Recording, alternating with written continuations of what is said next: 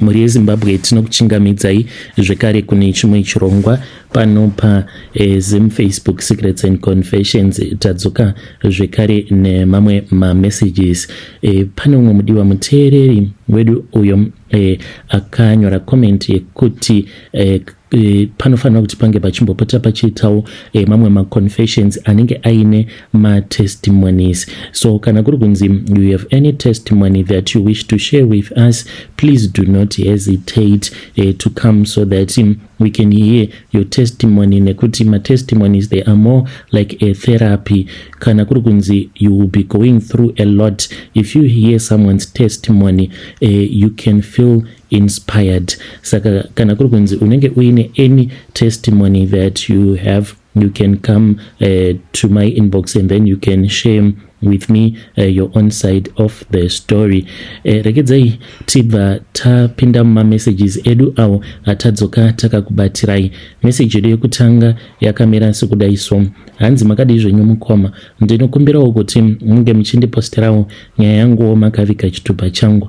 Ndauyawo pano ndiine secret yangu iyo yandiinayo. Secret yangu mukomanashi yakamira sekudai so: zvinhu izvi zvakabva mukuitika. I was pregnant, saka kuswera nezuro ndo pandakatanga kutoona ndichitobleeda.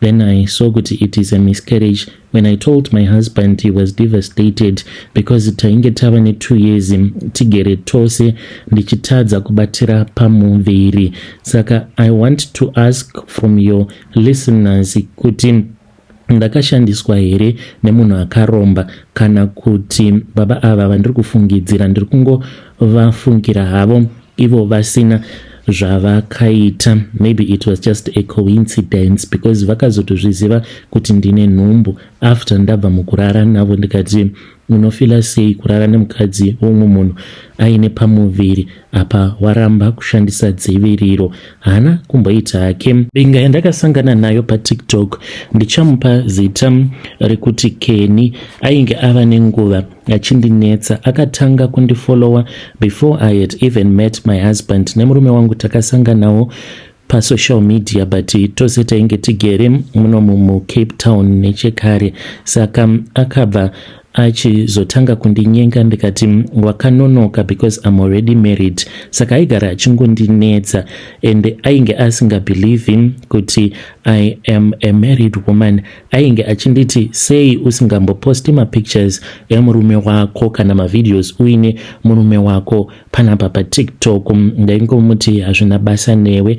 Nerimwe zuva takaenda out nemurume wangu ndikangoposta mavideos acho ainge ari nice. Akabva achizonditi ndozvimurume zvacho izvi zviri kunditadzisa kuti ndinge ndichiwana baby. Ndikangoseka. Takabva tachizotanga kutaura. Akabva achizonditi can you call me? Ndikati baba imimi mune miedzo, inini manje to call you for what? Ndikufonerei kuti zvaita sei?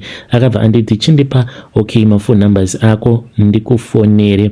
Akabva anditi ndipe mafone numbers eWhatsApp. Ndikati kiki baba imimi munotozvitamburira zvenyu, saka muri kuda kundifonera neWhatsApp, data ndere mahara pamunoshanda.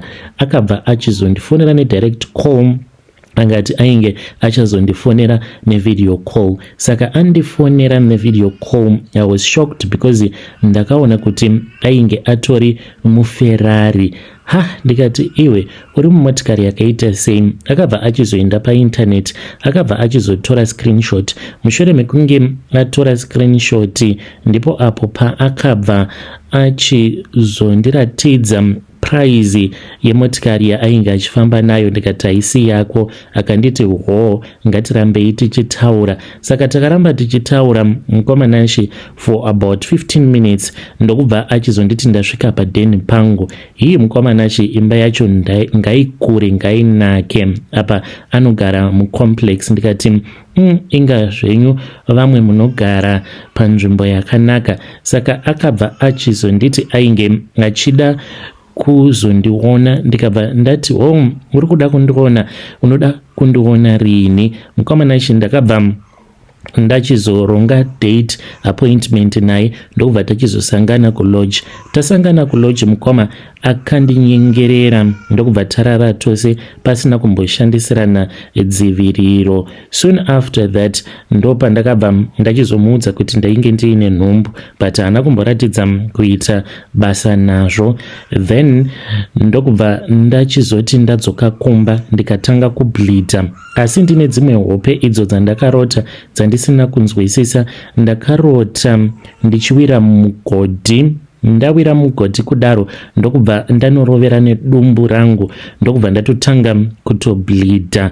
Akabva achizobudikira ndiye akazondiburitsa mumugodhi macho imomo, saka ndo kuita miscarriage kwandakazoita ikoko. I need your advice vedare. Handizivi kuti murume uyu akandishandisa here paurombwa kana kuti zvakangoitikawo. When you post my story, please tell me. I'll be following through in the comment section kuti kurara kwandakaita naye pasina kushandisirana dziviriro zvingava zviri izvo zvakakonzeresa here kuti ndinge ndichizoita miscarriage. Please, I am begging you, when you post my story, tell me. I'll be following through in the comment section. Vedare ndo message iyo yandakatumidzirwa ichibva kuna vanzvadzi vedu. Zvakangoma hazvo vedu we. Strange things indeed they do happen in this world. Hanzi coincidence here zvinhu zvakaitika kuti ndichangobva mukurara nembinga yandakasangana nayo pa TikTok, then ndobva ndatoita miscarriage. Let us try to assist our dear sister in the comment section. Munozvionawo sei muri yeZimbabwe vanhu vane zvivindi kunzoko apa une pamuviri, you are married, unoswera uchiita zvekudanana nevanhu pamatiktok, motosangana otorara nemunhu iyeye pasina kushandisirana dziviriro.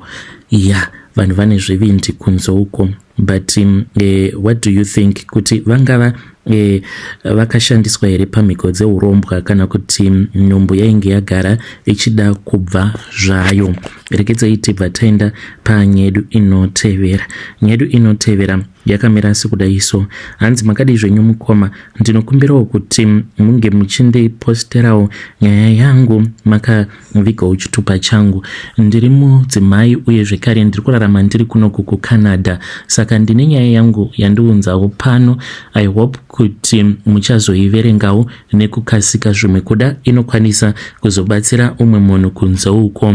Ndakaberekerwawo muHarare mainge muri mugore ra1984 ndipo pandakaberekwa, ende vabereki vangu vainge vari vanhu vainge vaine mari. Baba vangu vainge vaine matraki akawanda kwazvo, vaiva nemabhazi avo maviri uye zvekare vainge vaine mataxi. Kwainge kuine mataxi ekudhara, maHundai ainge achinzi maRixi taxi. Baba vangu vaiva nemataxi iwavo zvekare. Ende tainge tiine imba yedu. Imba iyi yainge isitomborikana kure nekuState House. Taiva nemari yakawandisa mukomanashi, ende vabereki vangu vaiva vanhu vainge vasingabatsiri hama dzavo asi vaibatsira vanhu vekuchechi. Takakurawo tichienda kune imwe chechi asi yainge iri chechi yekumasowe. Vabereki vangu mukoma vaibatsira vanhu vekuchechi ikoko, asi hama dzababa vangu dzainge dzichitambura. Taiva navo vana vatete vaita zvekutengesa paMarket Square. Maiti kana mukadarika neko vaingonongedzera kubva vati vatete venyu avo. Mukomanashi taiti kana takavatarisa vaita sekunge munhu anopenga. Dzimwe nguva vaikwanisa kungomisa motikari yavo vovasiyira kana kamari kashomanana. Vatete votoita sekunge vachapfugama vachingoti hama yangu, mwana wamai vangu, hanzvadzi yangu ine mari. Saka takura ndo patakazotanga kuziva kuti baba vangu ivo vainge vakaromba, ende uye zvekare mukuromba kwavo baba vainge vasingatendedzwi kuti vange vachibatsira hama dzavo. Pamba pedu paigara paine motikari dzakawanda uye zvekare tainge tiine mamaid matatu because imba yevabereki vangu yainge yakakura.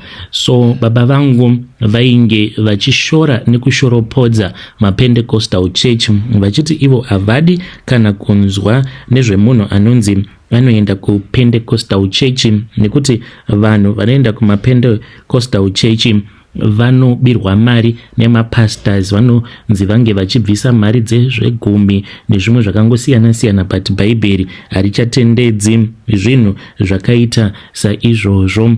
Saka mushure mekunge ndava kusekondary school ndopandakatanga kudanana neumwe mukomana wangu.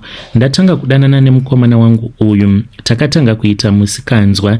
Nerimwe zuva mukomanashi vabereki vangu vainge vasipo, vainge vakaenda kuSweden pane zvavainge vachida kunotenga ikoko. So it was late at night, tainge tichitoona zvedu American Pie neboyfriend yangu. Ipapo tainge tava kutoita musikanzwa wekutorara tose. Ndakati ndakagara neboyfriend yangu, ndiye akanzwa vanhu vainge vachitaura. Apa we were home alone because my brothers vaingotiwo kana vabereki vasipo vaingoendawo vobva vanorara kumba kwemafriends avo vachinoita mahouse party nemagirlfriends avo. So I was alone, mamaid edu vainge vasingagari pamba nesu. Saka boyfriend ndiye akanzwa vanhu kutaura, akavhunduka, neniwo ndikavhunduka because ndakafungidzira kuti zvimwe kuda vainge vari vabereki vangu vainge vadzoka. Mukoma, we then went into my spare bedroom tichifungidzira kuti vainge vari vabereki vangu. Tapinda muspare bedroom, ndakamuti anga achipinda muwardrobe, ndokubva ahwanda muwardrobe. Ndakadzokera mulounge ndokubva ndachizoona kuti mainge muine umwe murume ainge akapfeka zvinhu zveblack. Murume uyu akanyangarika kumberi kwangu, ndikangoona chava chiutsi cheblack. Ndakaridza mhere mukoma, boyfriend yangu ikabuda muspare ikandiwana ndakarara pasi ndichigwina. A few moments later ndopandakazomuka. Iye akandiudza kuti ndainge ndichitaura zvinhu zvinotyisa neboyfriend yangu iyoyo. Takazotorambana because ainge ava kutotya kutouya pamba pevabereki vangu. As I grew older, I started to notice kuti pane zvimwe zvinhu zvinoitwa pamba uye zvekare nekuprazi, because vabereki vangu vainge vaine prazi. Taipota tichienda kuprazi ikoko vaingonouraya mombe, saka inenge itori sacrifice. Taiti kana taenda kuprazi taitonogarako the whole weekend vouraya mombe iyo yaingosiyiwa iri panze iri palon. Maiti kana mukamuka makuseni maizoiona mombe iyoyo yakadyiwa, asi zvinhu zvacho zvaidya mombe iyi zvaitanga nekudya mabhonzo. Zvapedza kudya mabhonzo, pamaizomuka zvekare maiona mombe yakadyiwa dehwe chete. Zvaisiya steak yakadaro, then zvozomuka zvichipedzisa steak. Mombe iyoyo yaiti kana ikaurawa maisamboona kana nhunzi kana gonye kana imbwa dzaitambira kure, ende dzaitorara dzichichema dzichiratidza kuti panenge paine zvinhu zvadzinenge dzichiona, but kuchema kuya kwekuti imbwa dziri kutya kana kubhonga dzainge dzisingabhongi. Apa ainge ari mabulldogs ainge ari kuprazi revabereki vangu. One night when I was 16 years old, ndopandakabuda mumba wainge huri usiku, ndakanzwa knock ndiri kuhope. Ndanzwa knock ndiri kuhope kudaro, pandakavhura maziso ndakaona vabereki vangu vainge vakapfeka magemenzi ered. Ndikatevera ndiri kuhope ndikanovaona vachinopinda mune imwe room. Saka mumanshoni yevabereki vangu mainge muine imwe room iyo yainge isingatendedzwi, kunyange nesu tainge tisingatendedzwi kuti tinge tichipindamo mumanshoni imomo. Saka pandakaona vabereki vangu vachipindamo ndakabva ndachizomuka. The first thing that I did, ndichingomuka mukoma, ndakabva ndachizotanga kufamba ndikaenda upstairs kwainge kuine main bedroom, then ndokubva ndachizonopindamo murumu imomo nekuti ndakaona dom rakatovhurwa Pandakapindamo murumu imomo ndo pandakaona kuti mainge muine nyoka yeblack. Nyoka iyi yainge yakazvimoneredza, yakarara pamusoro perimwe zihari. Muhari imomo mainge muine marasha ainge arimo, zvekare nechiutsi chainge chichipfungaira. Yakabva yachizomuka, yakavhunduka ikati ichishinyira, ndokubva yachizonditarisa. Ndakaridza mhere ndikapunzikira pasi, ikatanga kufamba ichiuya kwandainge ndiri, but yainge yakazvimba padumbu ichiita sekunge yainge yakaguta. Baba vangu ndinorangarira kuti vakapindamo murumu imomo vachimhanya, vakandirova mukomanashi, vakandirova zvekuti ndakatokuvara ndikabva zino. Vainge vakatsamwa zvisingaite, vakanditora vakandisimudza, vakakiya door, vakaenda vakanondikanda pamubhedha wavo mubedroom. Kana vari saamai vakatsamwa mukomanashi zvisingaiti, vakatanga kupopota vachiti never never never, vachindipopotera, but ndakashaya kuziva kuti sei vainge vachingopopota vachiti never. Kuda zvimwe zvavainge vachitaura ndainge ndisingazvinzwi, because ndainge ndichiteerera apo painge pabva zino nepain yandainge ndichinzwa. Mangwana acho makuseni ndo pavakazonditora vakapinda neni tikaenda mutauni. Takaenda mutauni mukoma, ndokubva vachizonditengera zvose zvandainge ndichida, vakazondiudza kuti zvandainge ndakaona ndo zvinotichengetedza kubva kuhama dzababa vangu, nekuti vainge vachiti vanoroya, uye zvekare nekuchengetedza pfuma yababa nekuvapa pfuma. I did not understand back then kuti what did it even mean. Ndakazoti ndava ne-19 years, that's when I started to notice kuti kubva ipapo pazvakaitika. Of course ndainge ndakamboita maboyfriends before ndichita zvemusikanzwa, but by then ndainge ndava kuita sekunge chinhu chinosemesa seizvo zvaiitika apo patinenge taenda kuprazi vabereki vangu pavaiuraya mombe, zvekuti kana imbwa dzainge dzichida nyama but dzichitya kuswedera padhuze nemombe iyo inenge yaurawa nevabereki vangu. Ndo zvaiitika izvozvo. Waitoona kutoti murume uyu anondida but ari kutya kuuya kuzotaura neni. Zvakazoita senani zvekuti vakomana vainge vava kutondipfimba, they started noticing me. Saka ndakazotanga kudanana neumwe mukomana uyo wandichati Tapiwa, ndiye akatanga kufa 2 months after we started dating. He died in a terrible car crash. Aiva munhu zvake ainwa doro. Even though everyone said kuti it was just an accident, but mumoyo mangu I felt kuti there was something that was wrong. Nekuti pose apo painge pachifa maboyfriends angu, vabereki vangu vainditengera motikari, vainditorera motikari iyo yavanenge vakambonditengera before, vonoipa umwe munhu like wekuchurch, vonditengera zvekare imwe motikari. I dated another guy. This guy ndichamuti Brian. He proposed to me after 6 months. The week after the proposal akangotanga kungorutsa, ainge ava kungorotomoka achiti ainge achiona nyoka yeblack yainge ichimutandanisa muzviroto zvake. 3 weeks later he passed away. Ndo pandakatanga kubatanidza nyaya. By the time that I was 25, I had lost 4 boyfriends. All of them vandainge ndakadanana navo, they had all died in strange circumstances. Baba vangu vaingoita izvozvo zvekuti vainditengera motikari.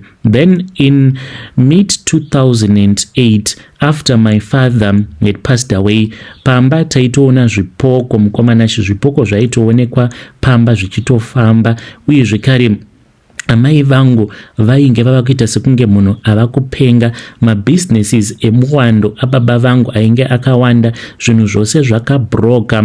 In 1 year mama vakabva vachizoti we did not have enough properties to last, so we were supposed to move. We then left Zim ndokubva tachizouya kuCanada. Tauya kunoku I started studying for nursing and I found a job kunoku kwandiri kuToronto and I started living normally. Then the same thing started happening. Ndaiti kana ndikadanana nemunhu wandinenge ndichidanana naye, something terrible will happen to that man. One man had a stroke mushure mekunge taenda kuEgypt for a vacation. Another white guy that I was dating, he had an accident mukoma after he had spoken with my mom on a video call. Zvinhu izvi zvakaramba zvichingoitika apa mwana ndisina. I told myself kuti this is so bad. I stopped dating completely and I told myself kuti Mwari vainge vakandisa case pamusoro peupenyu hwangu. Maybe I was meant to stay single, but ndaingogara ndichingorota ndichirarwa nenyoka iyo yaitouya yotorara pamusoro peupenyu hwangu. Dzimwe nguva ndairota baba vangu vachitoya kuzorara neni. Zvino makati muri mugore ra2020 panguva yemalockdown mukomanashe, ndipo apo zvakabva zvachizoita worse. Ndaita mamwe manightmares ende ndaiwanzokurota ndichibatwa chibharo nababa vangu. Zvinova zviri zvinhu zvakandinetsa, zvinondinetsa kusvika pari nhasi, because kunyange pandakaita sex the first time hapana ropa rakabuda. It's like ndainge ndisisiri mhandara, asi ndairota baba vangu vachiuya kuzondibata chibharo. Then ndakabva ndachizotanga kuenda kuchurch. By then I was taking anxiety pills and ndainge ndava kutobatsirwa this other therapist, but it was not helping. One Sunday I was invited, ndikaenda kune imwe church yandisingatauri hangu nezita iri kunoku kuToronto. Pastor ivavo vainge vakauya kunoku as a visiting pastor, saka vakati vava kuparidza. It was all about my generational covenants. Vabereki vedu vanenge vakanotora zvavanenge vakanotora kana kuti vabereki vavo, and how darkness is disguised as something that is good. Unenge wakatokurirawo mumhuri yevanhu vane mari, vanhu vachitoshoverawo upenyu hwaunenge uchirarama, but you will be living in bondage. Like take for an example, kuuya kwatakaita kunoku, it did not even take us a long time. Takangouyawo kunoku nyore nyore nekuti vabereki vangu vainge vari multi-millionaires, but yet I was living in bondage. Saka vakati vachiparidza kudaro, ndakanzwa shoko ravo richindibaya pamwoyo. By the time pavakaita altar call, handina kana akambondiudza kuti ndinge ndichienda. Ndakaziva kuti vainge vachitaura neni. I went forward, vakanditi ndinge ndichisimudza maoko angu, vakandinamatira, then vakatanga kunamata nendimi. Suddenly I felt something chakatanga kufamba. Pane chinhu chakafamba kubva mudumbu mangu chikanondidzipa pahuro, apo pavainge vachinditi ndinge ndichiita munamato with the sinner's prayer. Ndakatadza kuuita munamato iwoyo. Ndakanamatirwa kuda kwe about 20 or so minutes, vachingonamata vachidzinga the spirit of the serpent that was in my body to release me, but hazvina kubatsira. Ndikatorwa ndikaendeswa mune imwe deliverance room, but hazvina kubatsira.